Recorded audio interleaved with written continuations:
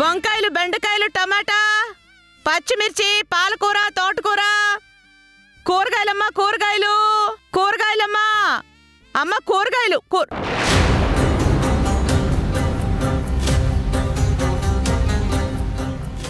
దీక్షితులు గారు, కూరగాయలు ఏమైనా తీసుకుంటారా?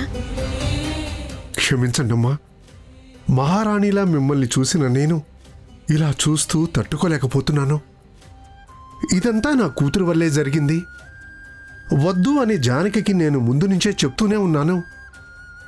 మీరిలా ఉండడానికి కారణం నా కూతురే. నా కూతురు తరపున నేను మిమ్మల్ని క్షమాపణ కోరుతున్నాను. ఏం మాట్లాడుతున్నారు దీక్షితులు గారు?